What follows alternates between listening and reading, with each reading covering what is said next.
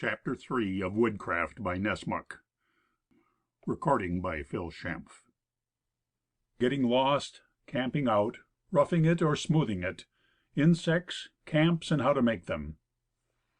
With a large majority of prospective tourists and outers, camping out is a leading factor in the summer vacation.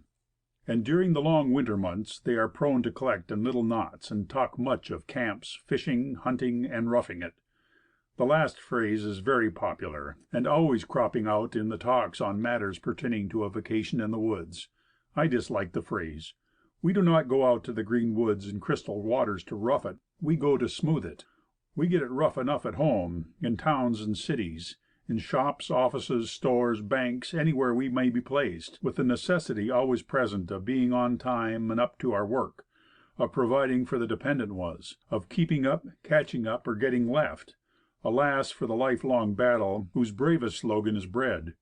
As for the few fortunate ones who have no call to take a hand in any strife or struggle, who not only have all the time there is, but a great deal that they cannot dispose of with any satisfaction to themselves or anybody else, I am not writing for them, but only to those of the world's workers who go, or would like to go every summer to the woods. And to these I would say, don't rough it. Make it as smooth, as restful, and pleasurable as you can. To this end you need pleasant days and peaceful nights. You cannot afford to be tormented and poisoned by insects, nor kept awake at night by cold and damp, nor to exhaust your strength by hard tramps and heavy loads. Take it easy, and always keep cool. 9 men out of 10, on finding themselves lost in the woods, fly into a panic and quarrel with the compass. Never do that. The compass is always right, or nearly so. And it is not many years since an able bodied man, sportsman of course, lost his way in the North Woods, and took fright, as might be expected. He was well armed and well found for a week in the woods. What ought to have been only an interesting adventure became a tragedy. He tore through the thickets and swamps in his senseless panic until he dropped and died through fright, hunger, and exhaustion. A well authenticated story is told of a guide in the Oswegatchie region who perished in the same way. Guides are not infallible. I have known more than one to get lost. Wherefore, should you be tramping through a pathless forest on a cloudy day, and should the sun suddenly break from under a cloud in the northwest about noon, don't be scared. The last day is not at hand, and the planets have not become mixed. Only you are turned. You have gradually swung around until you are facing northwest when you meant to travel south. It has a muddling effect on the mind, this getting lost in the woods. But if you can collect and arrange your gray brain matter and suppress all panicky feeling, it is easily got along with. For instance, it is morally certain that you commence swinging to the southwest, then west to northwest. Had you kept on until you were heading directly north, you could rectify your course simply by following a true south course. But as you have varied 3/8 of the circle, set your compass and travel by it to the southeast until, in your judgment, you have about made up the deviation. Then go straight south, and you will not be far wrong. Carry the compass in your hand, and look at it every few minutes, for the tendency to swerve from a straight course when a man is once lost, and nearly always to the right, is a thing past understanding. As regards poisonous insects, it may be said that, to the man with a clean, bleached, tender skin, they are, at the start, an unendurable torment. No one can enjoy life with a smarting, burning, swollen face, while the attacks on every exposed inch of skin are persistent and constant.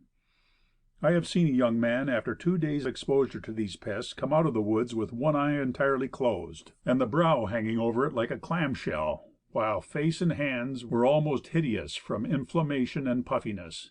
The St. Regis and St. Francis Indians, although born and reared in the woods, by no means make light of the black fly. It took the man who could shoot Phantom Falls to find out. Its bite is not severe, nor is it ordinarily poisonous. There may be an occasional exception to this rule, but, besides the bite of the mosquito, it is comparatively mild and harmless. And again, gnats, in my way of thinking, are much worse than the black fly or mosquito. So says Murray.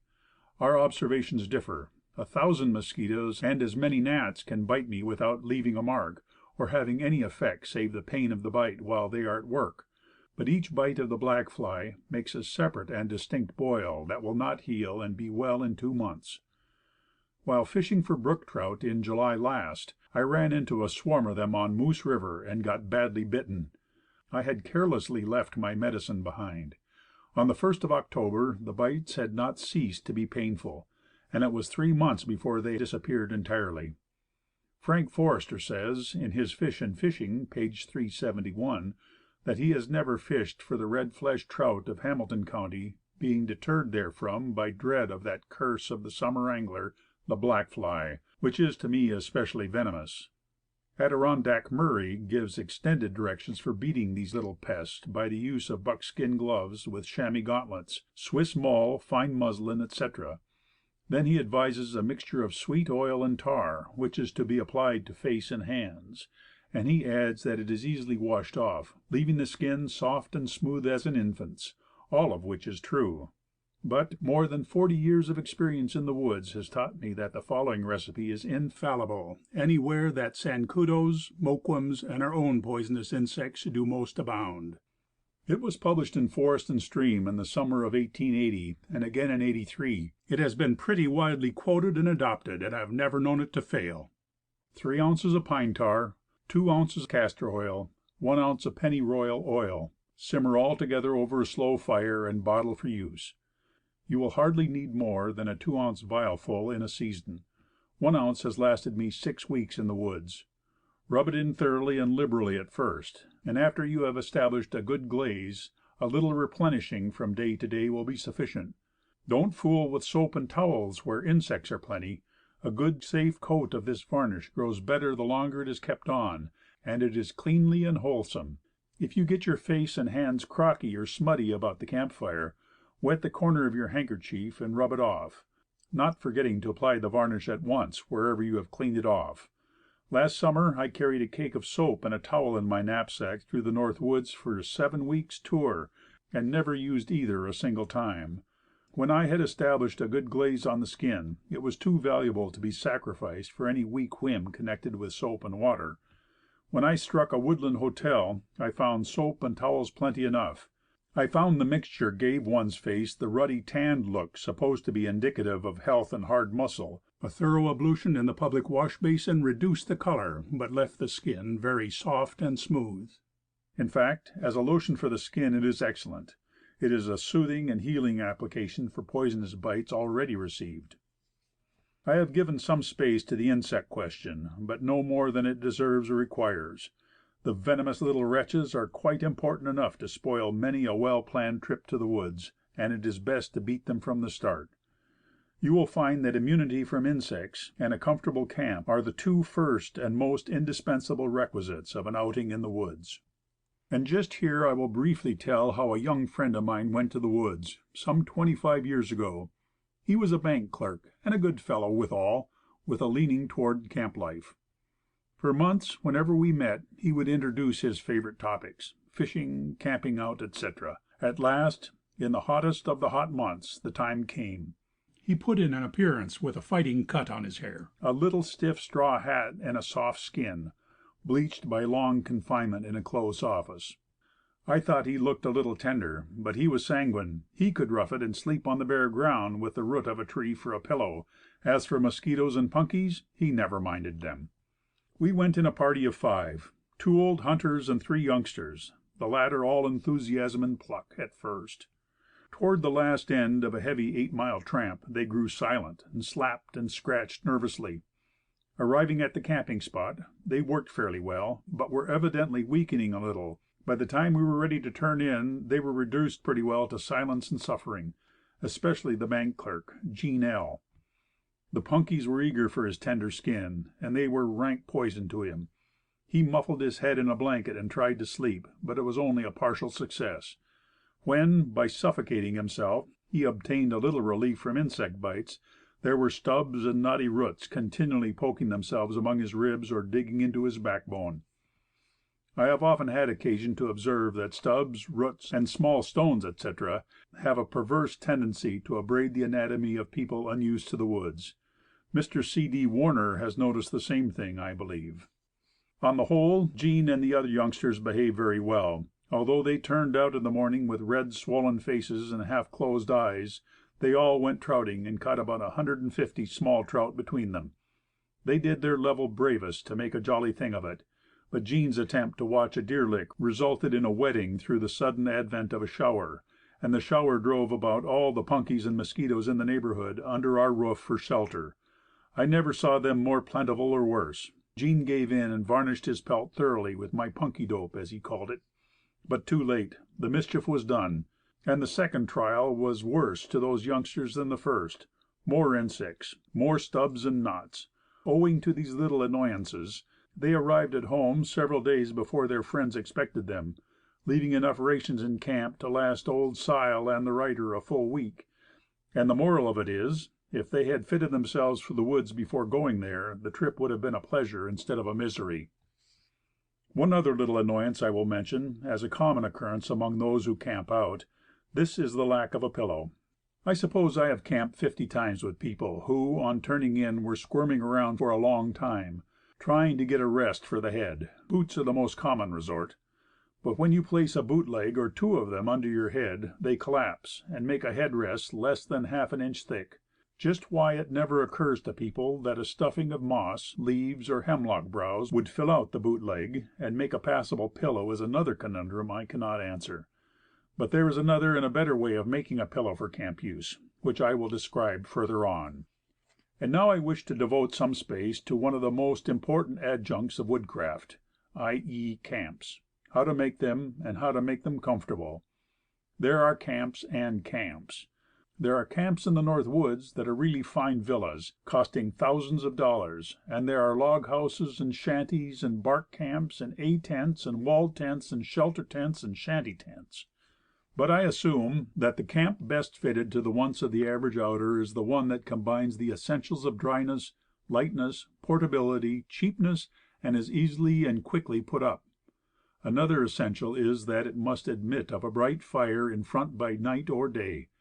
I will give short descriptions of the forest shelters (camps) I have found handiest and most useful. Firstly, I will mention a sort of camp that was described in a sportsman's paper, and has since been largely quoted and used. It is made by fastening a horizontal pole to a couple of contiguous trees, and then putting on a heavy covering of hemlock boughs, shingling them with the tips downward, of course. A fire is to be made at the roots of one of the trees. This, with plenty of boughs, may be made to stand a pretty stiff rain, but it is only a damp arbor, and no camp, properly speaking. A forest camp should always admit of a bright fire in front, with a lean-to or shed roof overhead, to reflect the fire heat on the bedding below. Any camp that falls short of this lacks the requirements of warmth, brightness, and healthfulness. This is why I discard all close canvas tents. The simplest and most primitive of all camps is the Indian camp. It is easily and quickly made, is warm and comfortable, and stands a pretty heavy rain when properly put up. This is how it is made. Let us say you are out and have slightly missed your way. The coming gloom warns you that night is shutting down. You are no tenderfoot. You know that a place of rest is essential to health and comfort through the long, cold November night. You dive down the first little hollow until you strike a rill of water, for water is a prime necessity. As you draw your hatchet, you take in the whole situation at a glance. The little stream is gurgling downward in a half choked, frozen way. There is a huge sodden hemlock lying across it. One clip of the hatchet shows it will peel. There is plenty of smaller timber standing around, long, slim poles with a tuft of foliage on top. 5 minutes suffice to drop one of these. Cut a 12-foot pole from it, sharpen the pole at each end, jam one end into the ground and the other into the rough back of a scraggly hemlock, and there is your ridge pole. Now go, with your hatchet, for the bushiest and most promising young hemlocks within reach. Drop them and draw them to camp rapidly. Next you need a fire. There are 50 hard, resinous limbs sticking up from the prone hemlock. Lop off a few of these and split the largest into match timber. Reduce the splinters to shavings, scrape the wet leaves from your prospective fireplace, and strike a match on the balloon part of your trousers. If you are a woodsman, you will strike but one. Feed the fire slowly at first. It will gain fast. When you have a blaze 10 feet high, look at your watch. It is 6 p.m. You don't want to turn in before 10 o'clock, and you have 4 hours to kill before bedtime. Now tackle the old hemlock. Take off every dry limb, and then peel the bark, and bring it to camp. You will find this takes an hour or more. Next strip every limb from your young hemlocks, and shingle them onto your ridge pole. This will make a sort of bear den, very well calculated to give you a comfortable night's rest. The bright fire will soon dry the ground that is to be your bed, and you will have plenty of time to drop another small hemlock and make a bed of browse a foot thick. You do it. Then you make your pillow. Now, this pillow is essential to comfort and very simple. It is half a yard of muslin, sewed up as a bag, and filled with moss or hemlock browse. You can empty it and put it in your pocket, where it takes up about as much room as a handkerchief. You have other little muslin bags, and you be wise. One holds a couple of ounces of good tea, another sugar, another is kept to put your loose duffle in, money, match safe, pocket knife. You have a pat of butter and a bit of pork, with a liberal slice of brown bread, and before turning in you make a cup of tea, broil a slice of pork, and indulge in a lunch. 10 o'clock comes. The time has not passed tediously. You are warm, dry, and well fed. Your old friends, the owls, come near the firelight, and salute you with their strange, wild notes. A distant fox sets up for himself with his odd, barking cry, and you turn in, not ready to sleep just yet. But you drop off, and it is 2 bells in the morning watch when you are wakened with a sense of chill and darkness. The fire has burned low, and snow is falling. The owls have left, and a deep silence broods over the cold, still forest. You rouse the fire, and, as the bright light shines to the furthest recesses of your forest den, get out the little pipe, and reduce a bit of navy plug to its lowest denomination. The smoke curls lazily upward. The fire makes you warm and drowsy, and again you lie down, to again awaken with a sense of chilliness, to find the fire burned low and daylight breaking. You have slept better than you would in your own room at home. You have slept in an Indian camp. You have also learned the difference between such a simple shelter and an open air bivouac under a tree or beside an old log. Another easily made and very comfortable camp is the brush shanty, as it is usually called in northern Pennsylvania. The frame for such a shanty is a cross pole resting on 2 crotches about 6 feet high, and enough straight poles to make a foundation for the thatch. The poles are laid about 6 inches apart, one end on the ground, the other on the cross pole, and at a pretty sharp angle. The thatch is made of the fan like boughs cut from the thrifty young hemlock, and are to be laid bottom upward and feather end down. Commence to lay them from the ground, and work up to the cross pole, shingling them carefully as you go. If the thatch be laid a foot in thickness, and well done, the shanty will stand a pretty heavy rain, better than the average bark roof, which is only rain-proof in dry weather. A bark camp, however, may be a very neat sylvan affair, provided you are camping where spruce or balsam fir may be easily reached, and in the hot months, when bark will peel, and you have a day in which to work at camp. The best bark camps I have ever seen are in the Adirondacks. Some of them are rather elaborate in construction, requiring 2 or more days' hard labor by a couple of guides. When the stay is to be a long one, and the camp permanent, perhaps it will pay. As good a camp as I have ever tried, perhaps the best, is the shanty tent, shown in the illustration. It is easily put up, is comfortable, neat, and absolutely rainproof. Of course, it may be of any required size, but for a party of 2 the following dimensions and directions will be found all sufficient.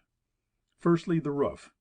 This is merely a sheet of strong cotton cloth, 9 feet long by 4 or 4½ feet in width. The sides of the same material to be 4½ feet deep at the front and 2 feet deep at the back. This gives 7 feet along the edge of the roof, leaving 2 feet for turning down at the back end of the shanty. It will be seen that the sides must be cut bias to compensate for the angle of the roof. Otherwise the shanty will not be square and ship shape when put up. Allowing for waste in cutting, it takes nearly 3 yards of cloth for each side. The only labor required in making is to cut the sides to the proper shape and stitch them to the roof. No buttons, strings, or loops. The cloth does not even require hemming. It does, however, need a little waterproofing, for which the following receipt will answer very well, and add little or nothing to the weight. To 10 quarts of water, add 10 ounces of lime and 4 ounces of alum. Let it stand until clear. Fold the cloth snugly and put it in another vessel. Pour the solution on it, let it soak for 12 hours. Then rinse in lukewarm rain water. Stretch and dry in the sun, and the shanty tent is ready for use. To put it up properly, make a neat frame as follows: Two strong stakes or posts for the front, driven firmly into the ground 4 feet apart. At a distance of 6 feet 10 inches from these, drive two other posts, these to be 4 feet apart, for the back end of the shanty.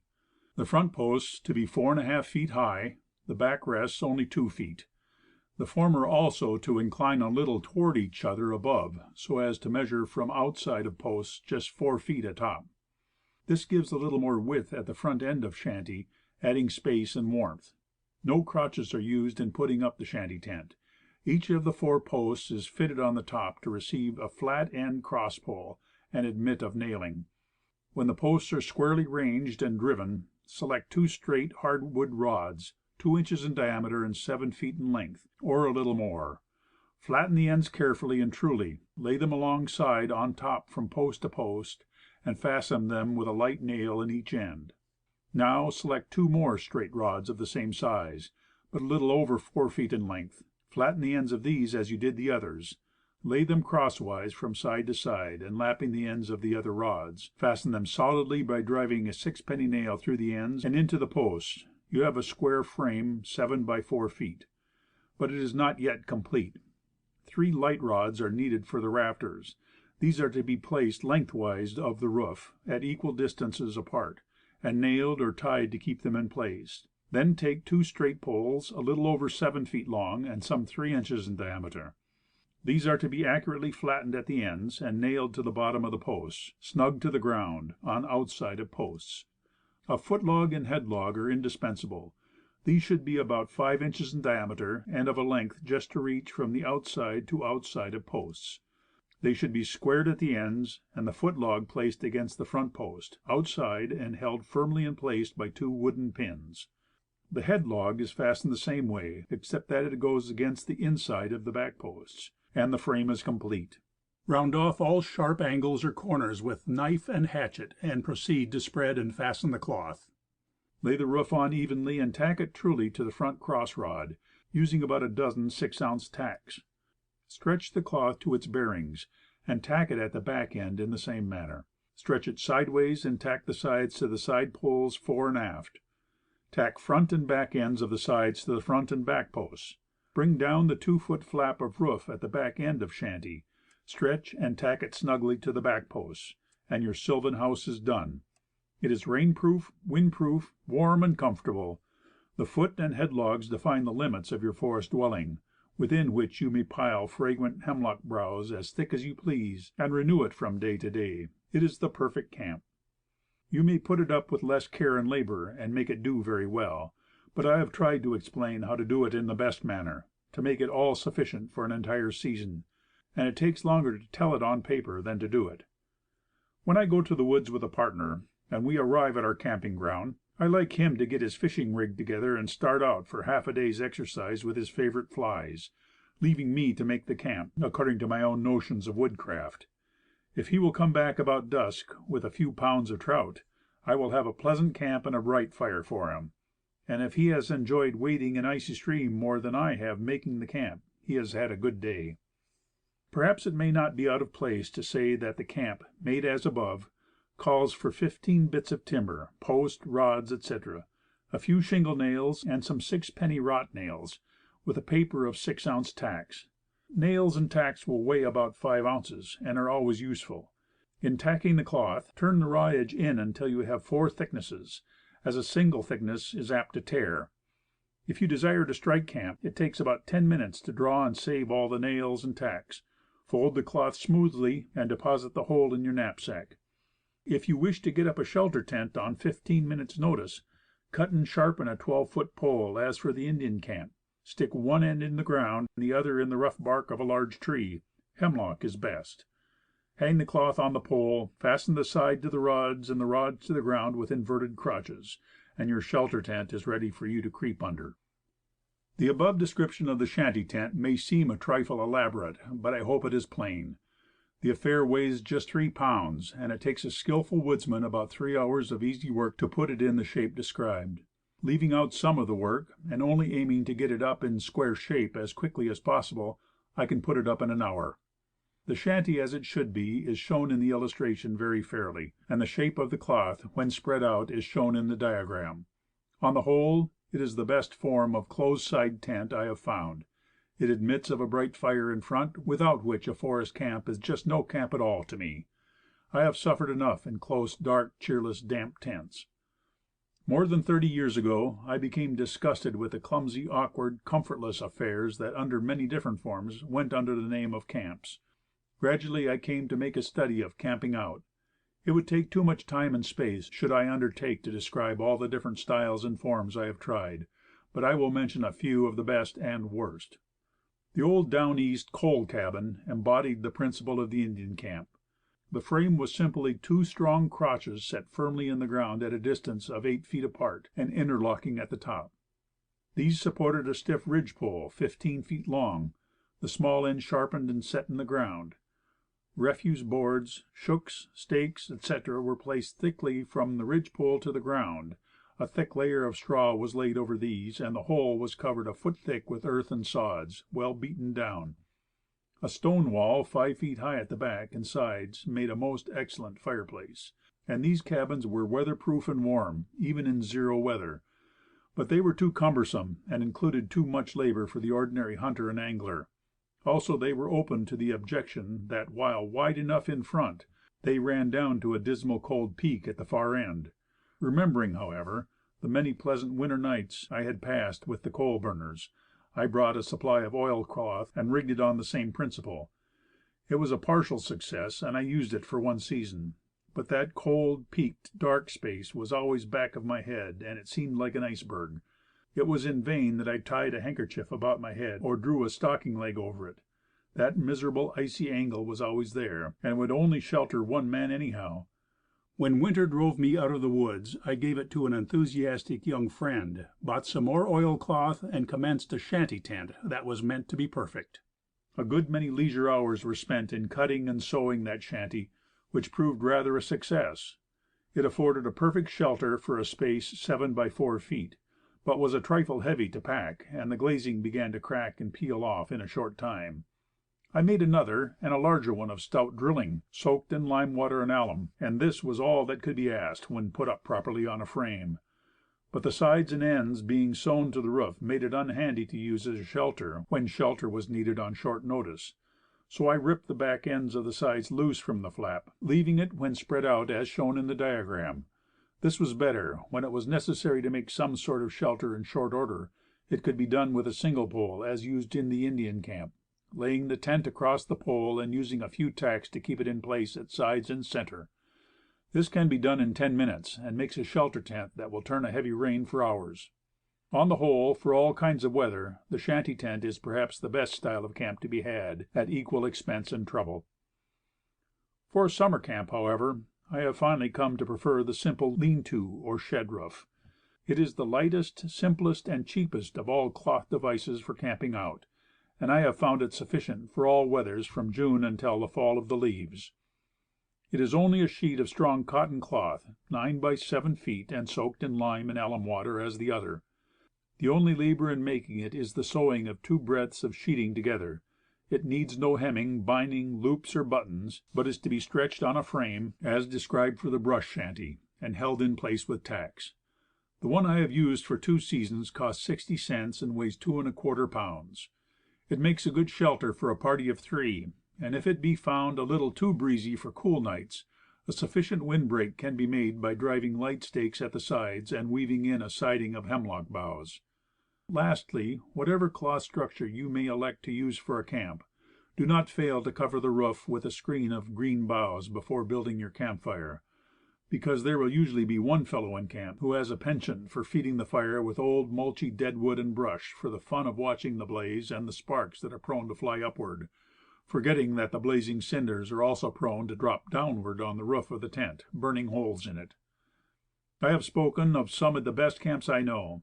The worst ones are the A and wall tents, with all closed camps in which one is required to seclude himself through the hours of sleep in damp and darkness, utterly cut off from the cheerful, healthful light and warmth of the campfire. End of chapter 3.